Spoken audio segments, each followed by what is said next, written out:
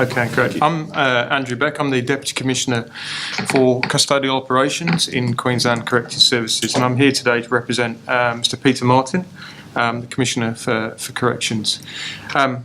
As you pointed out, I've spent 30 years in corrections, working in a number of jurisdictions, including the UK, Western Australia, more recently Queensland, and also in New Zealand. So I guess I have a broad understanding of corrections and some of the challenges that we face. I'd like to thank the Productivity Commission for inviting Queensland Corrections Services to participate in the public hearing as part of the inquiry into imprisonment and recidivism. As I said, I'm representing the Commissioner. I've got a prepared statement which I'd like to just read through, and then I'll be more than happy to take questions. QCS is a forward-thinking, frontline public safety agency responsible for community safety and crime prevention through the humane containment, supervision and rehabilitation of prisoners and offenders.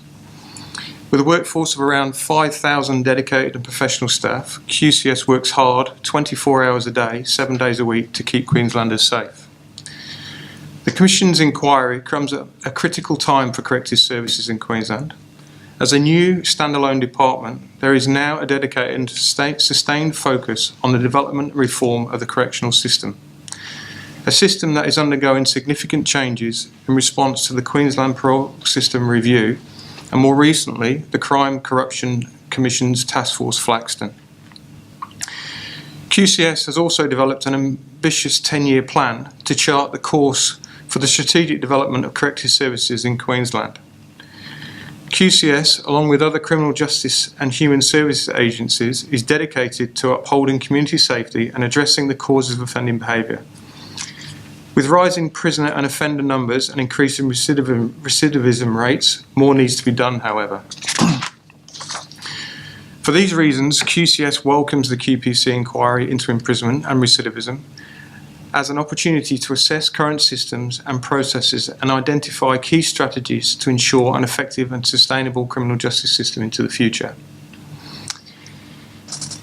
In respect to QCS, prisoner growth has been a significant challenge for us. Since 2012, the prison population has increased exponentially, which has created an increasingly complex operational environment in which to achieve our objectives.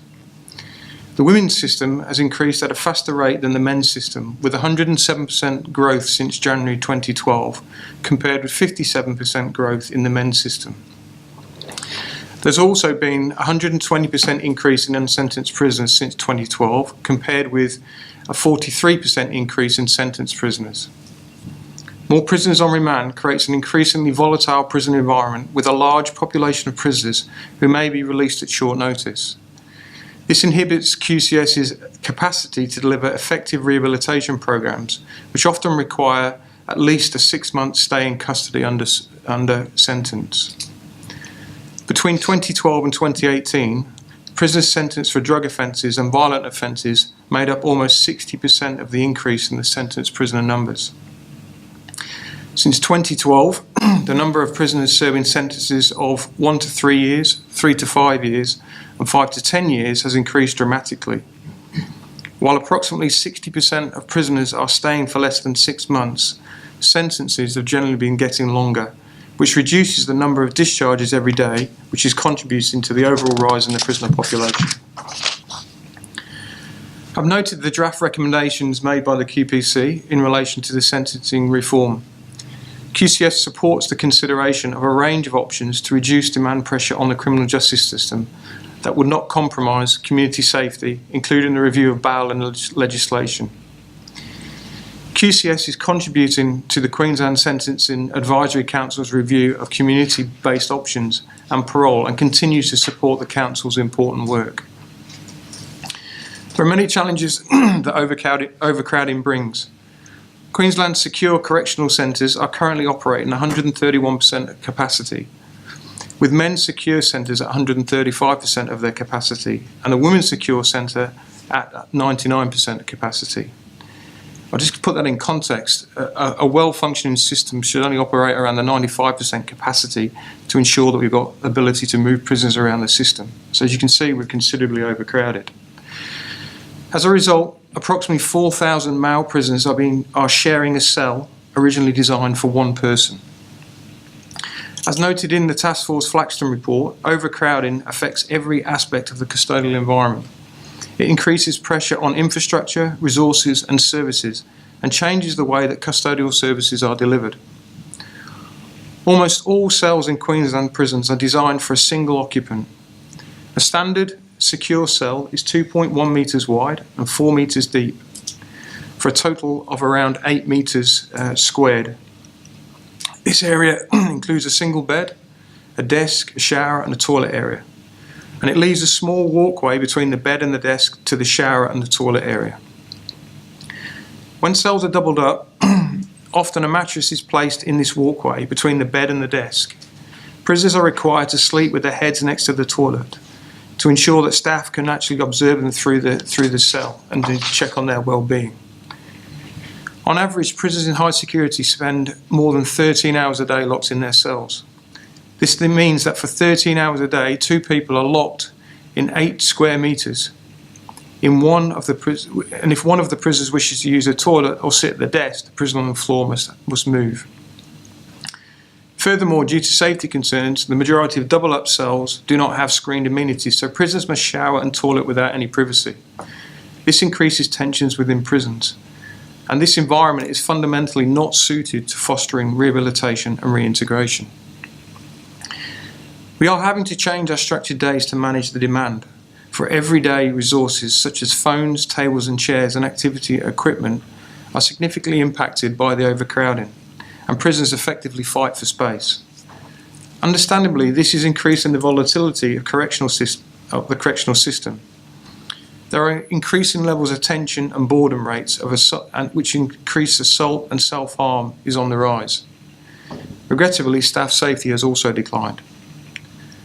Our officers are highly trained community safety professionals who do a fantastic job at managing conflict and tension in challenging working environments. However, overcrowding is escalating these tensions and putting additional pressure on our staff.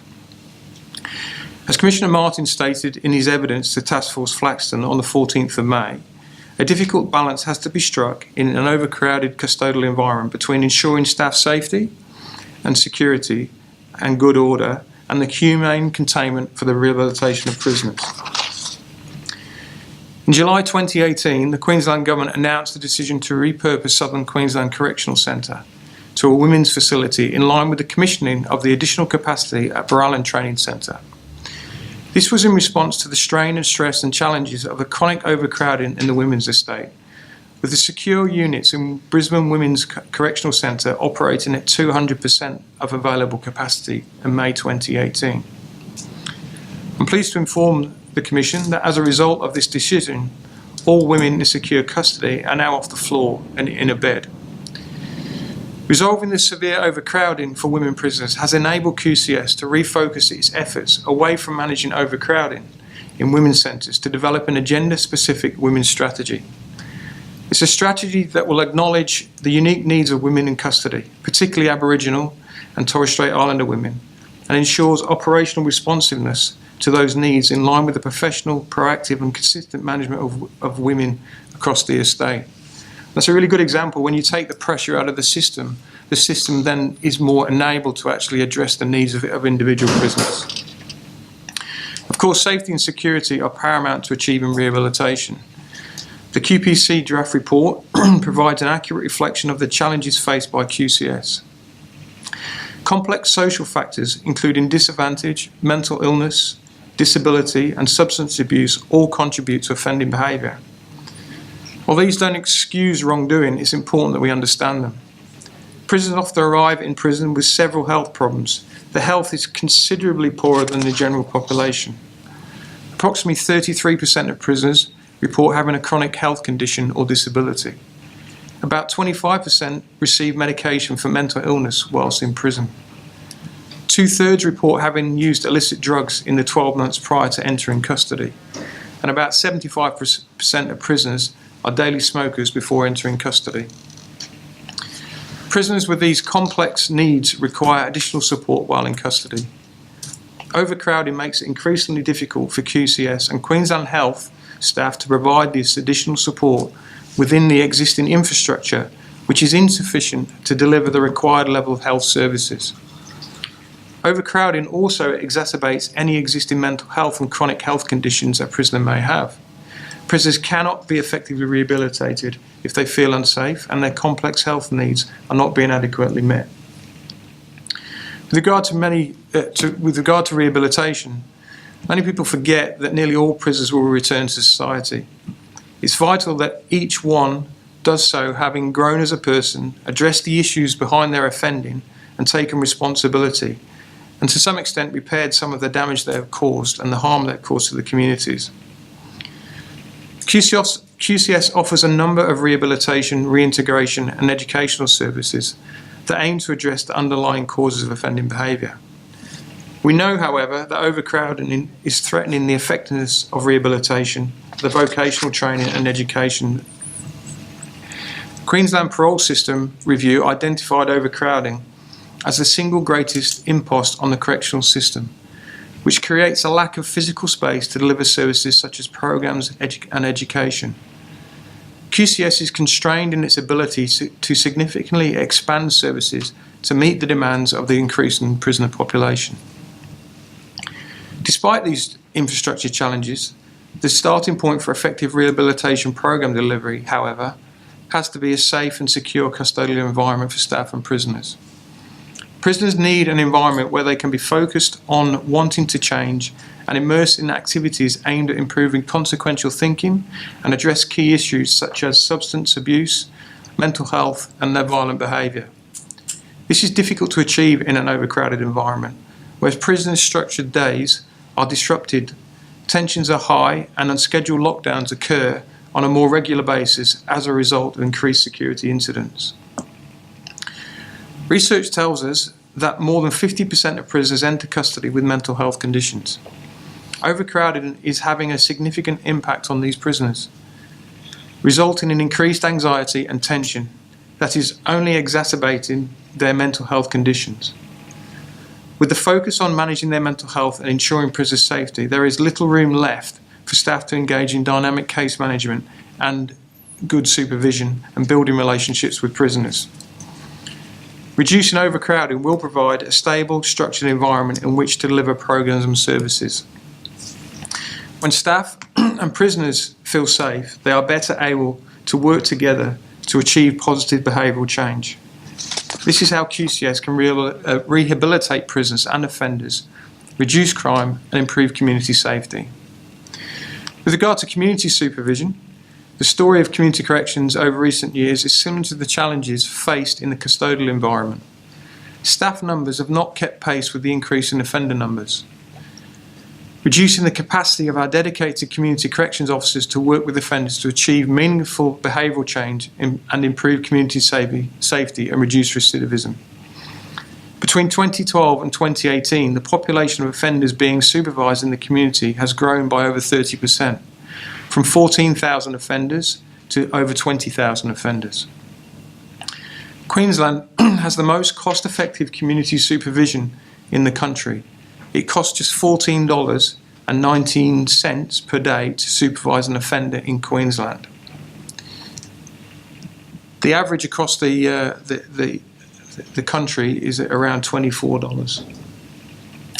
However, this is partly driven by the fact that Queensland has also the highest staff to offender ratio in the country, with each community corrections officer required to case manage over 29 offenders, and in many instances is much higher, which is significantly higher than the average across the national corrections, which is around 18 offenders.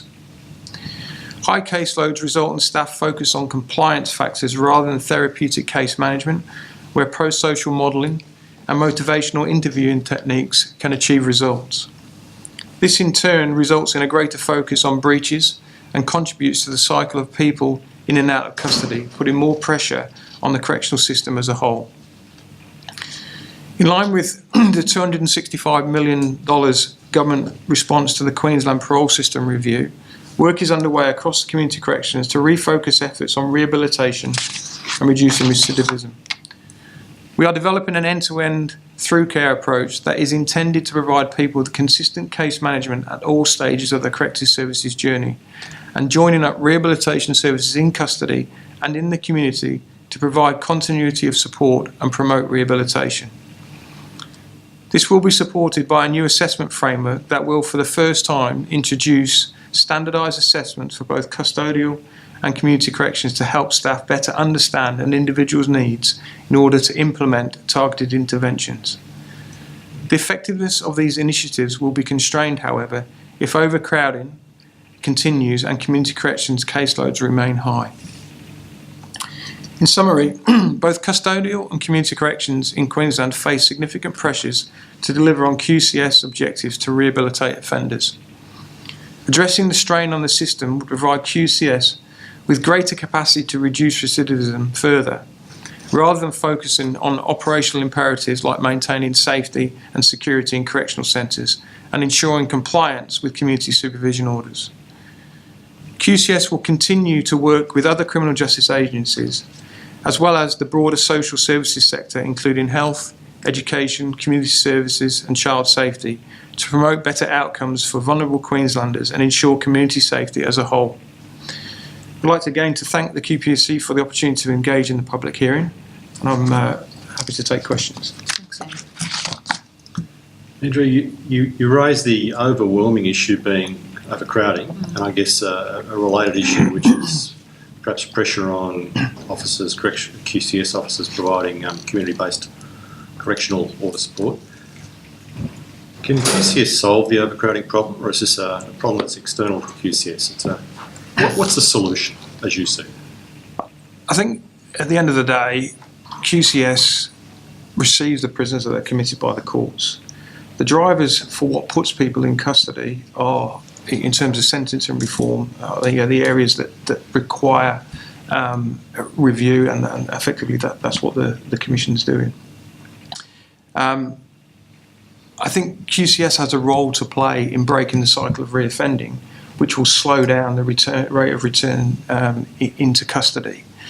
But ultimately, what drives people into custody is the nature of the offending, but also the community and political response to actual offending. Whether we actually put people in jail or whether we actually manage them in the community under some kind of supervision, or we actually through diversionary practices. So through reconfiguration, high levels of efficiency, repurposing existing facilities, the solution is still not entirely there for QCS. QCS can't solve the problem of prison overcrowding itself. It requires sentencing reform. It requires reform to our systems and process to stop that churn, people coming back in, and reduce the rate of reoffending. So we are one part of a system, and we contribute to the overall system. We can't change what we do without changes to other areas of the criminal justice system to actually reduce that demand on prisoner places. The important thing for me is that we have enough beds to put prisoners in. I have almost 1,000 prisoners sleeping on floors today. There has been a programme of the introduction of double bunks into cells, which has become the norm. 1,000 bunks have already been put into correctional facilities. There's another 1,000 bunks being put in over the next 2 years, which has been funded by government. However, we need to focus on the drivers. What's actually putting people into jail? How can we divert people from ending up in prison? One of the key drivers has been the increase in the remand population. There's been a 60% increase in that population. There's a number of programs which are being put in place around the Supreme Court bail for male and female to actually link offenders up with services which you can divert them away from custody and give magistrates and the option of actually not putting people into custody. You made a comment earlier in your presentation that the high number of prisoners on remand has increased the volatility. Is that simply a function of overcrowding, or is there something specific about increase in remand prisoners that cause that volatility? So I think there's two factors. So one is simply overcrowding and the pressure that brings in terms of fighting for space in units. If you've got a unit that's designed for 50 and you put 75 prisoners in that, and you don't increase the activity that sits outside of that unit, and prisoners are locked in cells for 13 hours a day, that increases the tension on the units. The other factor with particularly with remand prisoners, I've got a lot of experience with dealing with remand prisoners, is that the nature of remand prisoners is that they come off the street, often in highly dysfunctional states. They've got very poor health. They've got drug addiction issues. They were in a court process, but they don't know what the outcome of that's going to be. That creates high degrees of uncertainty. The average stay is very short for remand prisoners, and many of them either don't get a custodial sentence or get released from custody, get released from court having served a period of time. All that uncertainty and the issues they have in terms of mental health, drug and alcohol abuse, etc., actually creates a heightened sense of, anxiety, which translates into increases in tension on units, which our staff then have to manage. Yeah, no, I don't have any questions. The question was about remand, but you answered that. I'm going to open it up to the floor, and just a reminder to please say your name and where you're from again, for the record. Jeff Nelson, I'm a psychologist. You said that Queensland manages offenders in community at $14 something a day, but the national average is $24 a day. That's correct? That's correct. So it would, if you brought that up to parity and said that it'll cost us $24 a day to actually supervise in community, that's an extra cost of about $50 million a year. That's working on a 5-day week, so sorry, I should have gone for the 7. I know it's an unanswerable question, but I mean, do you think that investment into the community supervision would actually change the rates of recidivism and the number of guys who are actually breaching orders?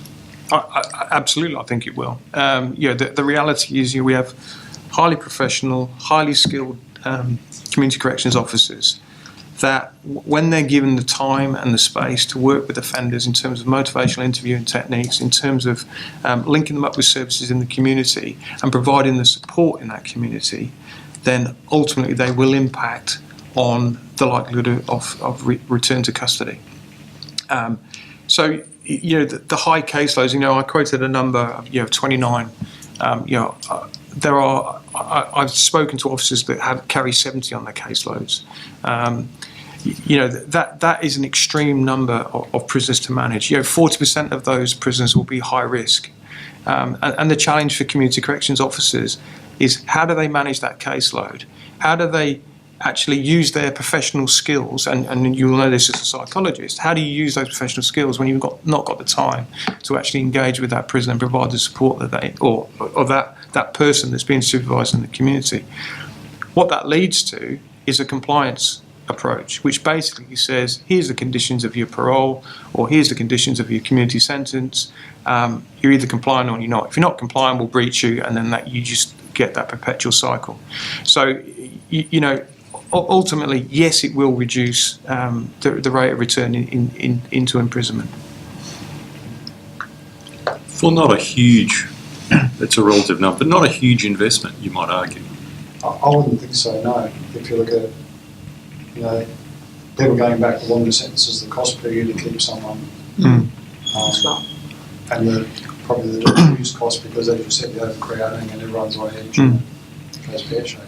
I guess there's two ways to look at the cost per prisoner place and the cost per offender place. You can look at it as saying that Queensland is highly efficient in the way that it manages offenders, and if you look across the rate of return, is that Queensland performs relatively well. With the third lowest rate of return for adult prisoners at 42%.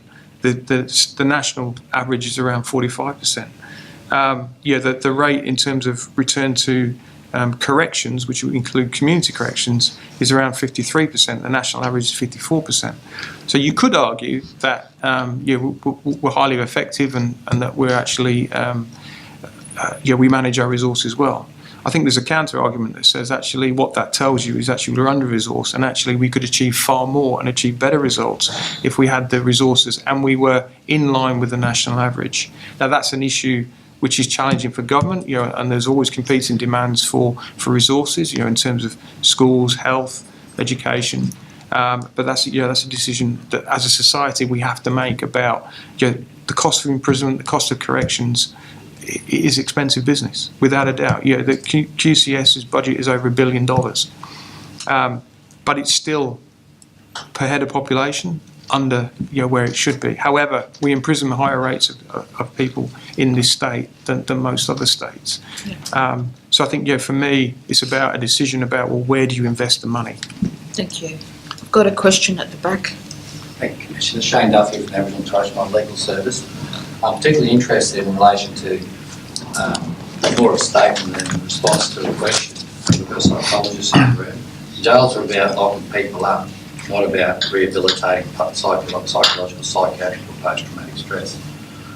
Do you see the benefits of creating a relationship, particularly with Aboriginal medical services across the state who service our prisons, to make sure that community-controlled organisations are better off servicing people while they're incarcerated, as opposed to the challenges that psychs face as an employee predominantly of the corrections system and meeting those mental health needs of our clients.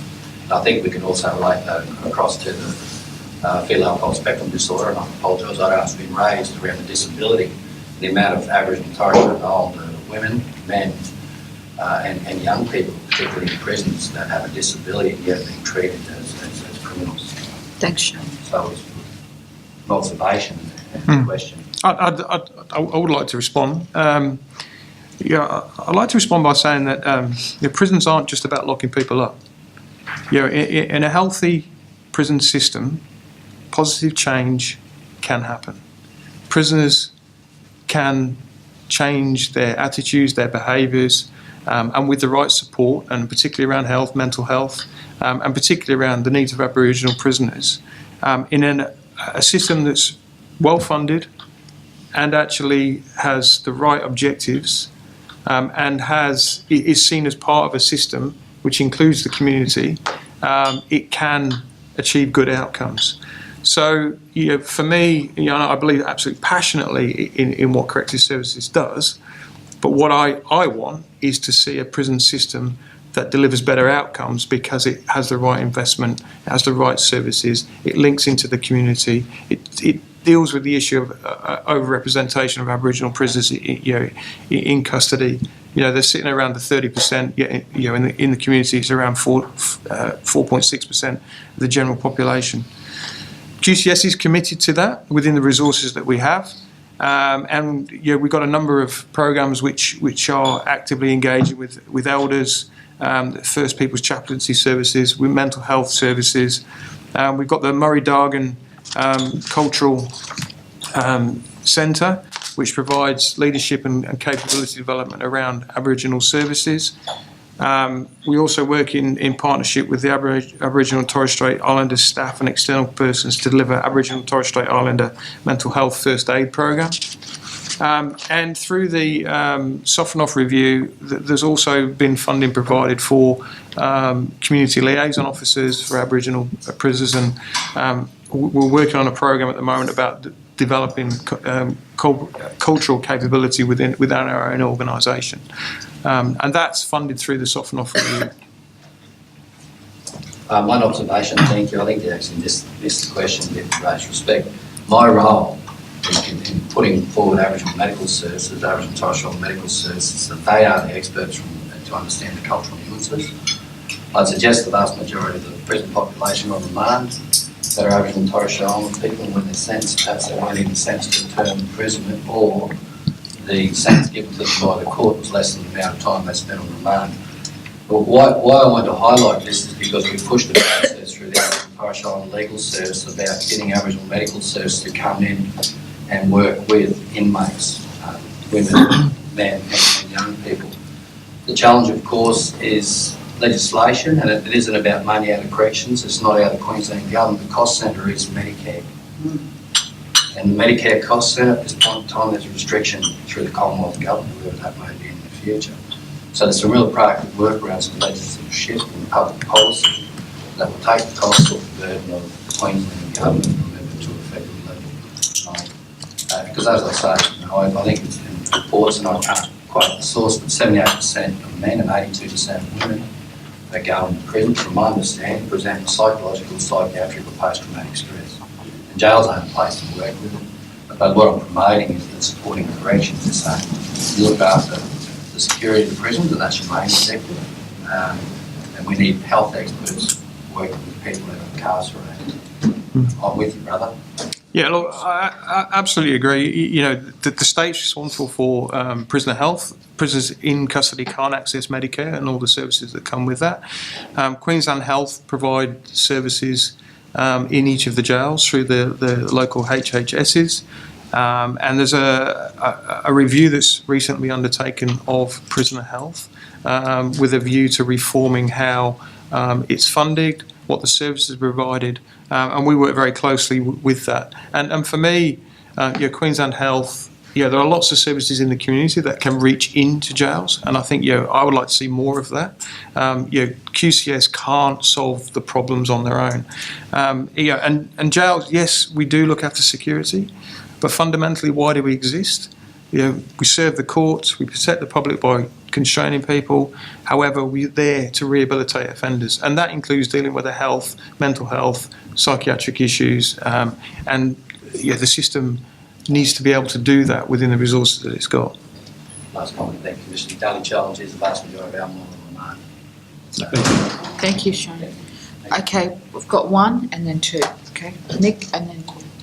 Mick Shaw, Cairns Institute. I was just very interested in that interchange you just had there. Like, can you just explain, if you're in a community corrections order, so can you access sort of Medicare funded like community health centres, Aboriginal controlled community health at that point, or are you also required to use Queensland Health? Like, No, my understanding is that when you're on a community corrections order, you're a member of the public like everybody else. yes. And you are able to access Medicare and all the other federally funded services through that, such as NDIS, etc.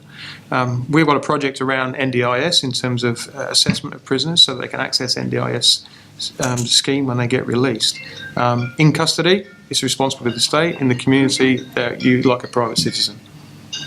So you use Queensland, it's someone off, you have to use Queensland Health inside the system. Inside the system, it's Queensland Health mandated as the service delivery for prisoner health. Cool. Thank you. Yes. Sean Edwards, former team leader for Crest throughout the region here. I did a lot of work trying to assist with services coming into the Lotus Glen to help the men up there, and my understanding was that the door was open for AMSs to come in. I'm not sure if that happened because I've since moved on, but and Anne spoke this morning, which was great. In my time, we also had Anne present in Queensland the first presentation to custodial staff on fetal alcohol spectrum disorder, and I wondered, that was 2 years ago up at Lotus Glen, and I wondered whether any work has come out of that in terms of diagnosing instead of just putting cognitive impairment, but also whether the AMSs are accessing Lotus Glen and supporting.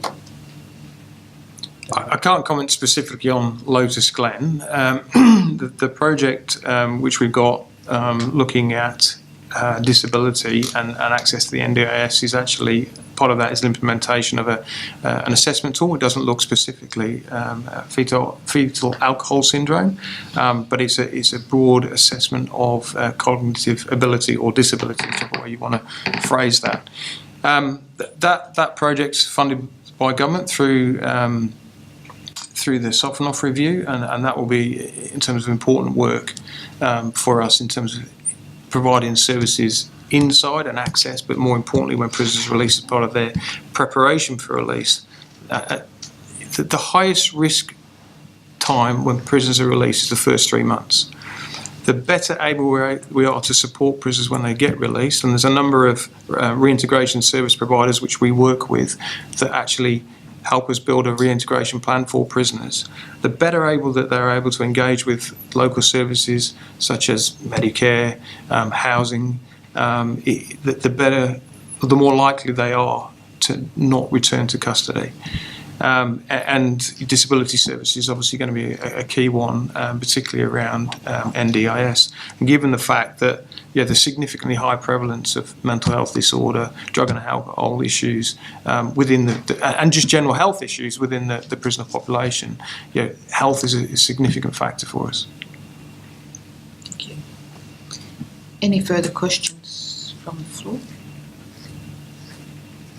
No, thank you. Thank you, Andrew, for your presentation today for the hearing. So, Well done, Andrew. Thank and you.